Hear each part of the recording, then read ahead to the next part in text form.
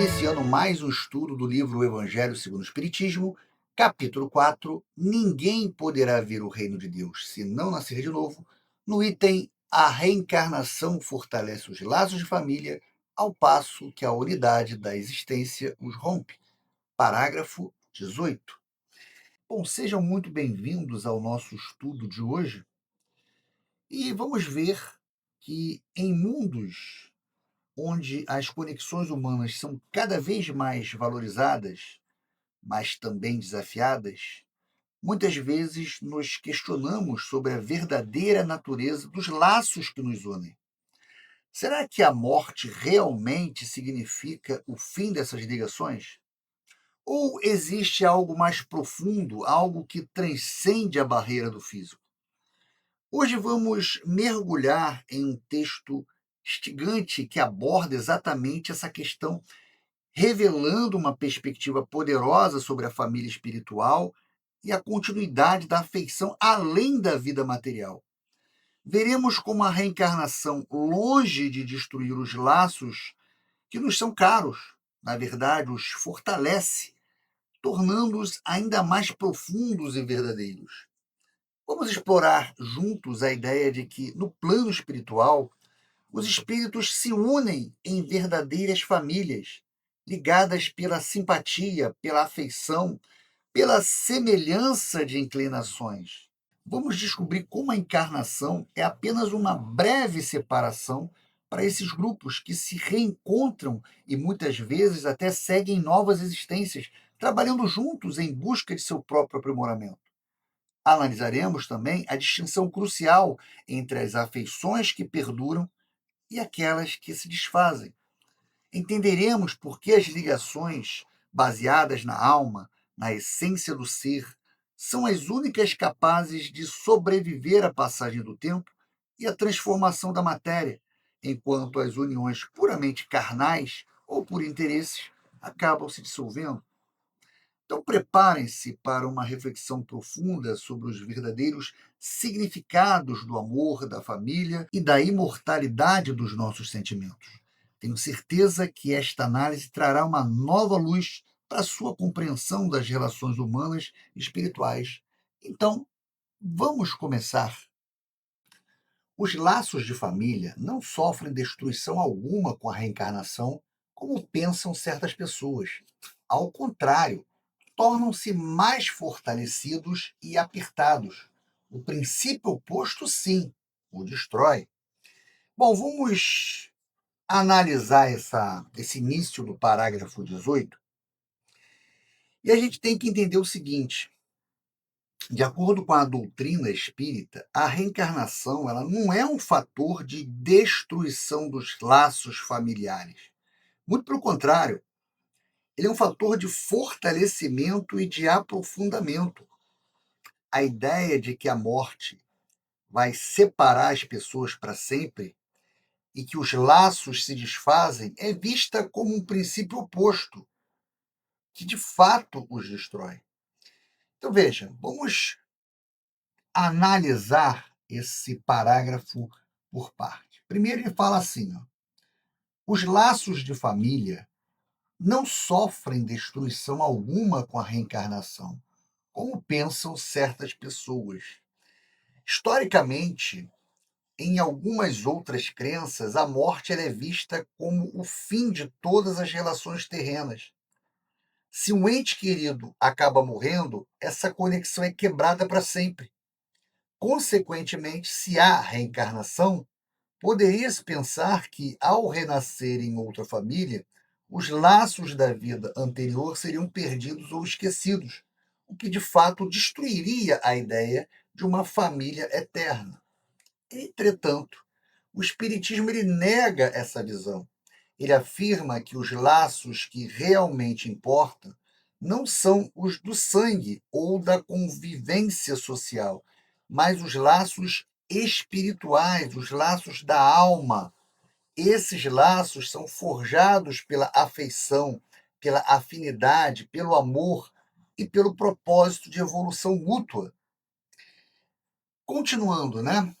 Ele fala aqui, ó, ao contrário, tornam-se mais fortalecidos e apertados.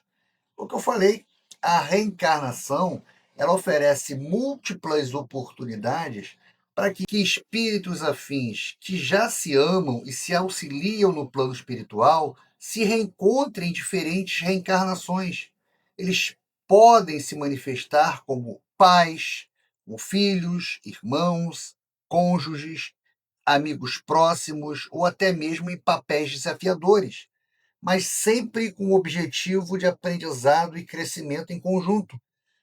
Por exemplo, um espírito que foi seu pai em uma vida pode ser seu filho em outra, ou um amigo próximo. Essas trocas de papéis permitem que eles experimentem diferentes facetas do amor, das responsabilidades, do perdão, da ajuda mútua. Com cada experiência, a compreensão e a afeição entre eles se aprofundam, tornando o laço mais forte, mais maduro e mais consciente.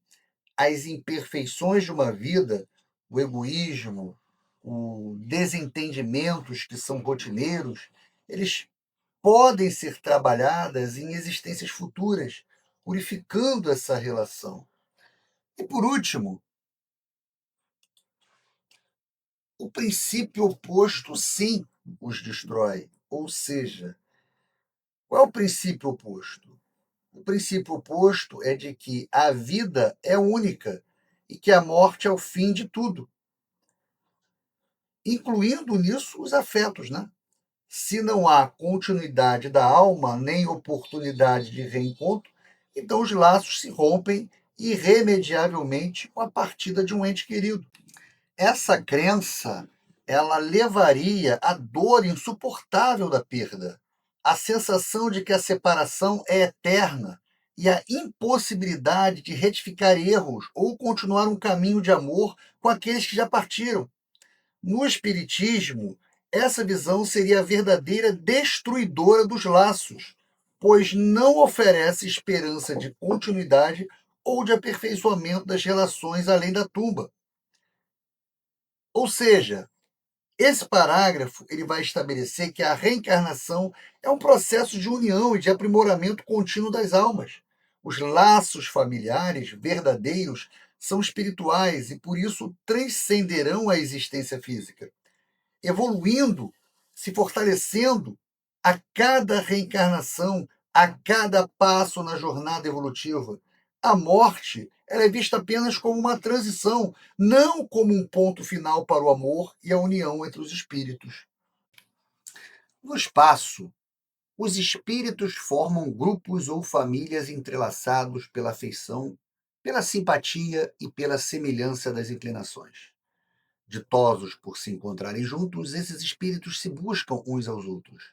A encarnação apenas momentaneamente os separa, porquanto, ao regressarem à erraticidade, novamente se reúnem com amigos que voltam de uma viagem. Então veja que essa passagem ela está descrevendo a organização e a dinâmica dos espíritos no plano espiritual, conhecido como espaço ou erraticidade, que é o estado dos espíritos desencarnados que ainda não reencarnaram. Então vamos separar esse pedaço que está destacado em pequenas partes para a gente fazer um estudo mais detalhado. Inicialmente ele fala no espaço, ou seja, na erraticidade, os espíritos formam grupos ou famílias entrelaçadas pela afeição, pela simpatia e pela semelhança das inclinações. Bom, o que ele está querendo dizer com isso, né? Primeiro, vamos entender que não é a família terrena que ele está se referindo, né? A família, ela não necessariamente está se referindo a uma configuração familiar que temos aqui na Terra, nossos pais, mãe, filhos de uma mesma encarnação. Trata-se de agrupamentos de almas que desenvolveram um forte laço ao longo de múltiplas existências, né? E o texto ele também mostra quais são os critérios para que esses grupos sejam formados, né? Não por laços de sangue material. Seria formado, então, por quê? O texto fala: afeição, simpatia e semelhança. Como assim afeição? Espíritos que se amam, que têm carinho um por outro, que têm uma estima mútua. Simpatia, né? Seria uma atração natural, uma sintonia vibratória, sentir-se bem na presença do outro. E semelhança das inclinações, o que seria isso? É ter objetivos de vida semelhantes, afinidades morais, afinidades intelectuais, espíritos que buscam o mesmo tipo de aprendizado, o mesmo serviço. Por exemplo, espíritos com forte inclinação para a caridade, eles se agrupam, assim como aqueles voltados para o estudo científico, aqueles voltados para a arte, né?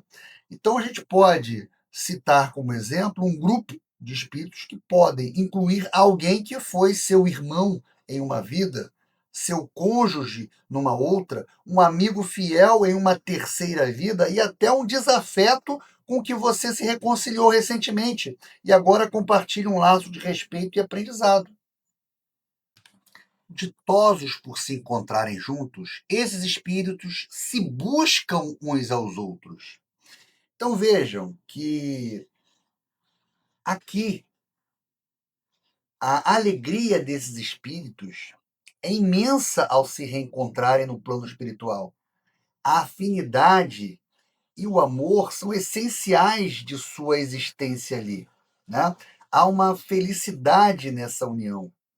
E o texto também fala de uma busca ativa. Eles não esperam passivamente. Há uma busca ativa por aqueles com que têm laços de afinidade.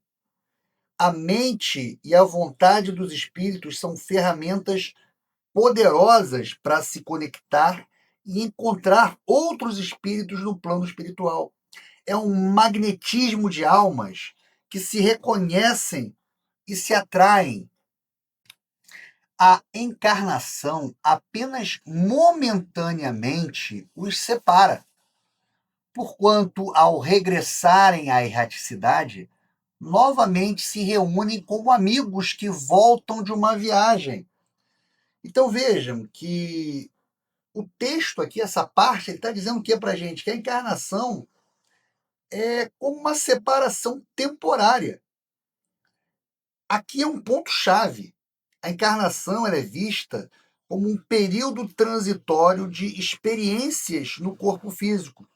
Durante essa viagem terrena, os espíritos ficam momentaneamente separados de seus grupos afins no plano espiritual. A separação, ela é física e em grande parte também de memória. O esquecimento do passado é feito para facilitar o aprendizado do presente, mas os laços espirituais, eles persistem. E quando eles regressam da erraticidade, né? Ou seja, o retorno ao plano espiritual após a desencarnação da morte do corpo físico, há esse reencontro com os amigos, que como se estivessem voltando de uma viagem, né? É aqui uma maneira da gente entender de uma maneira mais ilustrativa, né? Fazendo essa comparação. O cara está lá na erraticidade, ele encarna, há um esquecimento, né, do seu passado, né? Momentaneamente ele fica afastado dos seus amigos, mas quando ele desencarna, ele volta à erraticidade e ele vai buscar reencontrar os seus amigos como se ele estivesse voltando de uma viagem. Então, pensa em um grupo de amigos que são inseparáveis. Um deles precisa fazer uma longa viagem de trabalho, uma longa viagem para estudar, e durante essa viagem eles não estão fisicamente juntos. Mas a amizade não é desfeita, ela persiste. Quando o amigo retorna, há aquela alegria, há uma troca de experiências e a amizade continua de onde parou, talvez até mais fortalecida pelas novas vivências.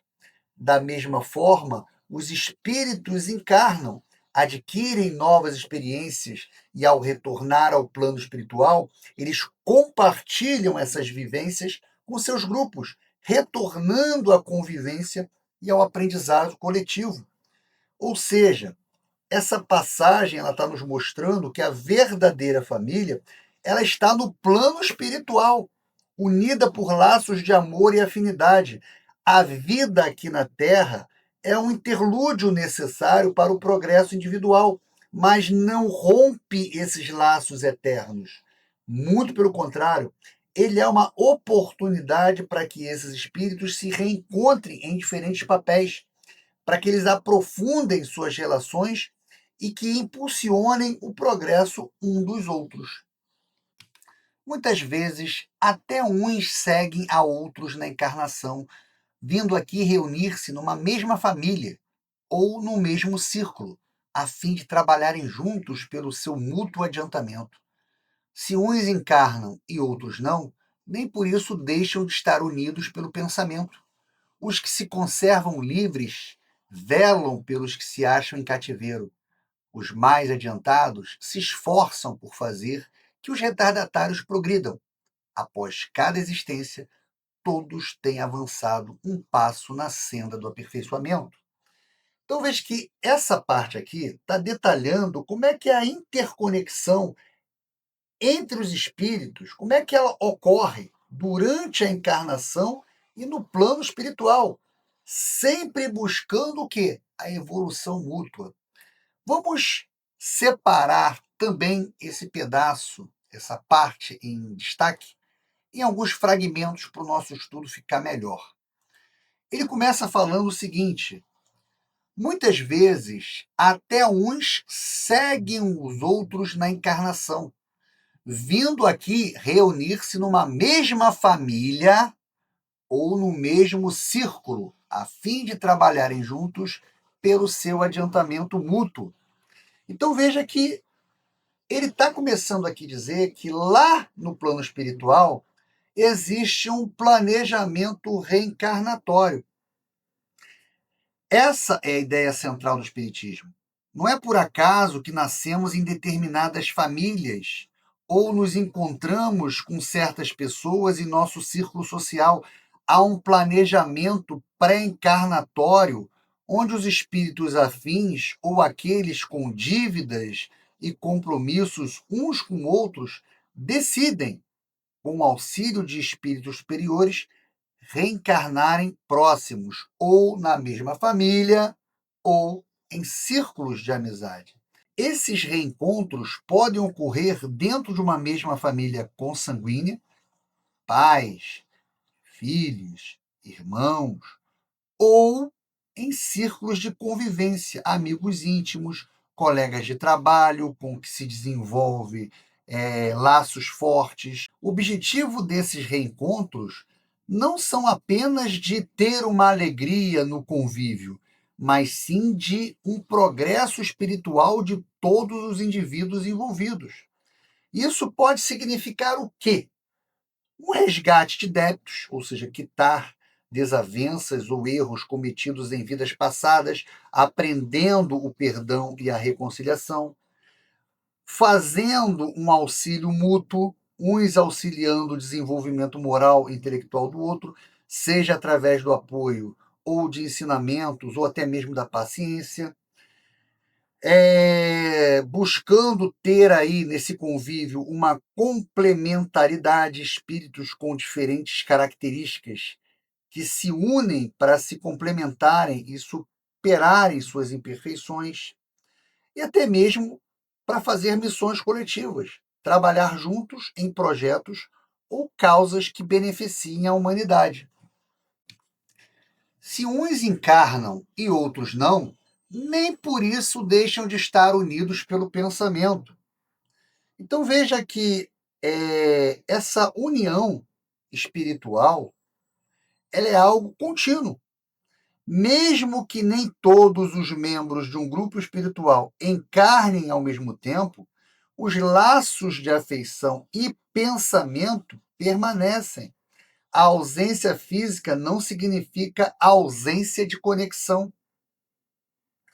Essa união pelo pensamento, ela é a base para a eficácia das preces e da fluidoterapia, ou seja, da transmissão de energias salutares, seja de desencarnado para encarnado ou vice-versa. Os espíritos podem pensar nos seus entes queridos, enviando-lhe energias e influências benéficas. Os que se conservam livres velam pelos que se acham em cativeiro. Os mais adiantados se esforçam por fazer que os retardatários progridam, pois cada existência todos têm avançado um passo na senda do aperfeiçoamento. Veja, ele começa dizendo aqui o seguinte, né? Ele fala sobre espíritos livres e espíritos em cativeiros. O que é isso? Esses espíritos livres são os espíritos desencarnados, que estão lá na erraticidade. E os que se acham em cativeiro são os encarnados, pois estão presos às limitações da matéria e do corpo físico, com a memória do passado velado. Ele também fala aqui que os mais adiantados se esforçam por fazer que os retardatários progridam, né? Ou seja, aqueles que estão no plano espiritual velam pelos seus entes queridos que estão encarnados. Esse auxílio é fundamental e se manifesta em diversas formas, através da inspiração, de uma intuição que a pessoa tem, de proteção ao perigo, de um consolo nas dores, de um direcionamento em momentos de dúvidas. E aí ele fecha: após cada existência, todos têm avançado um passo na senda da perfeição. Então aqui, Kardec está chamando atenção para a lei do progresso, que é uma das leis divinas fundamentais para o espiritismo. A alma está em constante evolução. Cada encarnação, com suas alegrias e desafios, é uma escola. E isso permite, ao final de cada existência, que o espírito tenha adquirido novas experiências, desenvolvido virtudes, reparado falhas. Consequentemente, estará a um passo mais avançado em sua jornada rumo à perfeição. Perfeição essa que é uma perfeição relativa, pois a perfeição absoluta é a de Deus. As provas da vida, na verdade, servem como um degrau para que a gente possa, a cada encarnação, fazer uma ascensão, uma subida lenta, né? Degrau a degrau. Resumindo, essa última passagem ela reforça a ideia de que a vida na Terra é uma oportunidade de aprendizado e de um serviço mútuo para os espíritos que estão interligados por profundos laços. Há um suporte constante nos desencarnados para os encarnados, e todos, sem exceção, progridem em sua caminhada evolutiva a cada existência. Cada vez menos presos à matéria, mais viva se lhes torna a afeição recíproca, pela razão mesma de que, mais depurada, não tem a perturbá-la o egoísmo, nem as sombras das paixões. Pode, portanto, percorrer assim ilimitado número de existências corpóreas, sem que nenhum golpe receba a mútua estima que os liga. O que ele está querendo dizer com isso? Basicamente, com o passar das encarnações, os espíritos eles vão se desprendendo das amarras da matéria. O egoísmo, o ciúme, as paixões que nascem do apego ao mundo físico. Essa purificação faz com que o amor e a afinidade entre eles se tornem mais verdadeiras e profundas, já que não há mais interesses egoístas ou sentimentos negativos para atrapalhar. É como se, ao longo das vidas, eles fossem lapidando suas almas, removendo as imperfeições que poderiam afetar seus laços. Assim, a estima mútua entre eles vai fortalecendo e se mantém intacta, mesmo que passem por muitas existências e separações temporárias no mundo físico. A verdadeira afeição é aquela que, de alma para alma, é a única que sobrevive à morte e se torna cada vez mais viva e duradoura. Está bem visto que aqui se trata de afeição real, de alma a alma, única que sobrevive à destruição do corpo. Veja, o que ele está querendo dizer com esse pedacinho aí do parágrafo? Quando ele fala em afeição real, de alma a alma, ele está se referindo aos sentimentos puros e desinteressados que unem os espíritos. Na doutrina espírita, esses laços são constituídos pela afinidade, pelo respeito mútuo, pelo amor fraternal e pela sintonia de propósitos no caminho evolutivo. São sentimentos que não dependem do corpo físico, não dependem da beleza exterior ou dos prazeres materiais. Dessa forma, a gente pode pensar da seguinte maneira: a reencarnação, então, ela permite que esses espíritos que se amam e se afinizam se reencontrem em diferentes existências, muitas vezes em laços familiares, para juntos progredirem. A morte do corpo não os separa, porque o que os une é a essência imortal, a alma. Como o texto diz, é a única que sobrevive à destruição do corpo. Porquanto os seres que neste mundo se unem apenas pelos sentidos, nenhum motivo têm para se procurarem no mundo dos espíritos. Duráveis somente os são as afeições espirituais. As de natureza carnal se extinguem com a causa que lhes deu origem. Veja que aqui, em contrapartida, o trecho está abordando as uniões baseadas apenas nos sentidos ou no interesse. Mas o que seriam isso? Uniões baseadas nos sentidos ou uniões baseadas no interesse? Então, as afeições de natureza carnal, elas são aquelas que se baseiam na atração física, nos prazeres sensoriais, no sexo, nas paixões efêmeras. O texto ele é bem claro. Essas afeições, elas se extinguem com a causa que lhe deu origem. Veja, no mundo dos espíritos não há corpo físico para sustentar esses desejos. Então, essas ligações perdem o sentido e acabam se desfazendo. Além disso, nós temos as uniões por interesse, pessoas que se unem por dinheiro, por status sociais, por conveniência ou qualquer outro benefício material. Para a doutrina espírita, essas não são verdadeiras afeições. Essas nada realmente são umas para as outras. A morte as separa na terra e também no céu.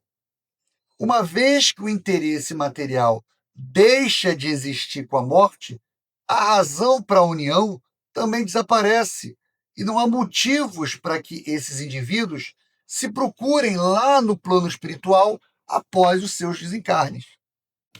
Ora, semelhante causa não subsiste no mundo dos espíritos, enquanto a alma existe sempre. O que ele está querendo dizer aqui com essa passagem?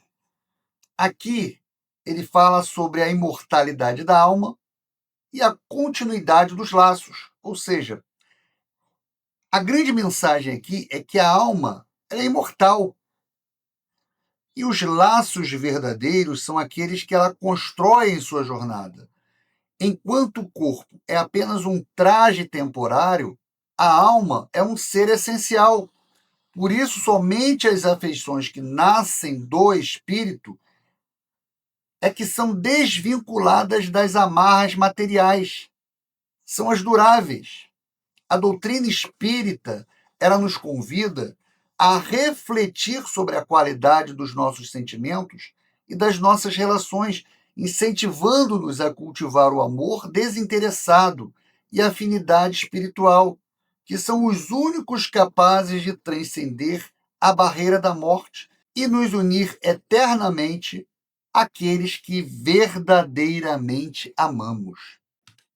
No que concerne às pessoas que se unem exclusivamente por motivo de interesse, essas nada realmente são umas para as outras. A morte as separa na terra e no céu.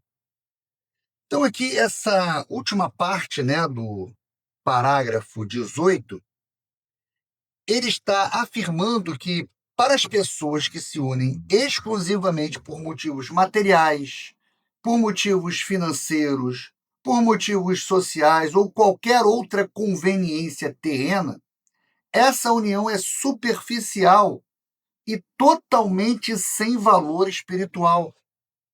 Então, quando ele fala lá embaixo, né, a morte as separa na terra e no céu, é importante que a gente entenda esse significado. O que significa na terra? Quando a morte chega, ela dissolve a causa que as mantinha a união. Né? A pessoa morreu, a união é desfeita. Então, se a relação era por dinheiro, por exemplo, né? Com a morte de uma das partes, ou de ambas, o dinheiro deixa de ser um fator de ligação. A finalidade da união cessa e as pessoas não têm mais um motivo prático para estarem juntas. E quando ele fala no céu, ou seja, no mundo espiritual, no plano espiritual, os interesses materiais e as conveniências sociais que motivaram a união na Terra simplesmente não existem. Não há riqueza terrena, status social ou posições de poder para sustentar esses laços. O mundo espiritual é o reino onde as afinidades espirituais e o amor verdadeiro são as moedas de troca. Como não havia amor ou afinidade genuína entre esses espíritos, não há razão nenhuma para que eles se procurem ou se mantenham qualquer tipo de vínculo no pós-vida. Para o Espiritismo, a verdadeira conexão ocorre de alma para alma.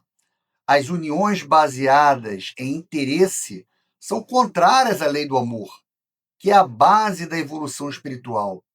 Elas não promovem o crescimento mútuo, a dedicação desinteressada ou o desenvolvimento moral, que são os objetivos da vida na Terra. Portanto, essas relações são consideradas vazias em sua essência espiritual.